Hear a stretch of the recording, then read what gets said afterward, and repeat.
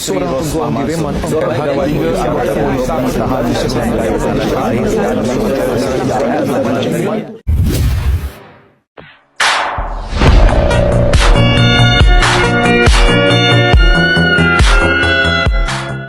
Cik Asih, saya ni cuma nak gerai tapak utang kat pasar tu je. Kalau Cik Asih luluskan dengan cepat, saya boleh bagi sumbangan RM5,000 untuk pejabat Encik ni. Lesen tu untuk peniaga kampung je. Tapi kalau awak boleh bayar sewa tinggi, saya boleh pertimbangkan tawaran puan. Saya jamin semuanya akan lancar. Orang kampung takkan tahu pun Cik Asih. Ya baiklah. Tapi ini antara kita je. Puan boleh sing kat sini? Baiklah, terima kasih Cik Asih. Saya harap lesen saya dapat disiapkan dengan cepat lah ya. Farah, kedai lama Kak Leha dah kena ambil oleh orang. Tapi yang dapat tu peniaga baru. Yang dapat gerai tu juga orang luar. Saya mohon lesen sejak tahun lepas.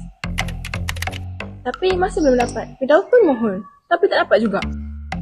Jangan kata yang ada jalan belakang je boleh buat cepat.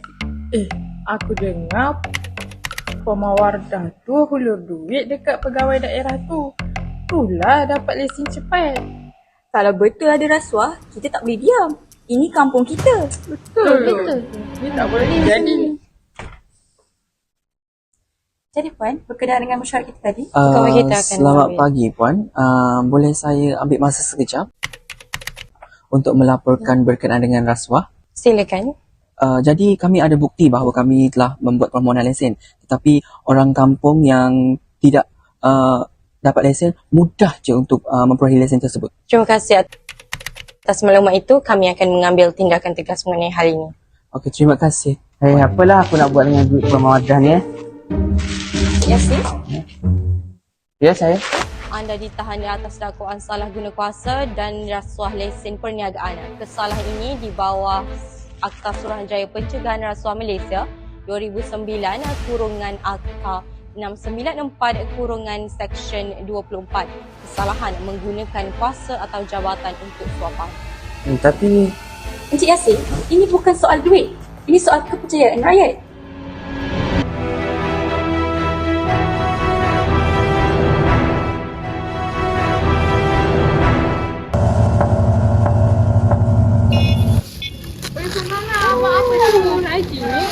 Taklah.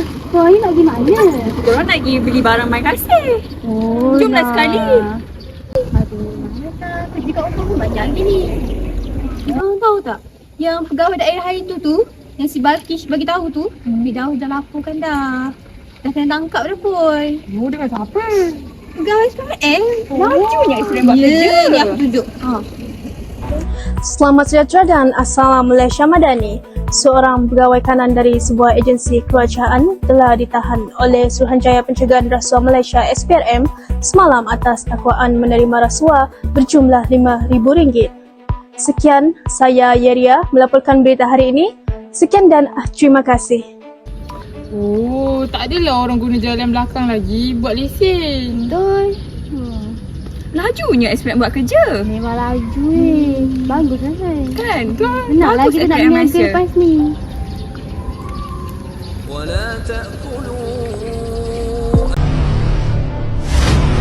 adakah dapat memberi kesedaran kepada masyarakat tentang budaya duit kopi?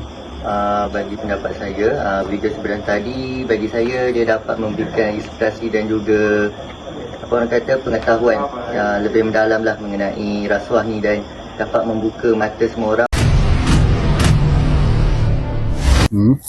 Apakah pendapat anda tentang video tersebut mengenai rasuah dan adakah video tersebut memberi kesedaran kepada masyarakat?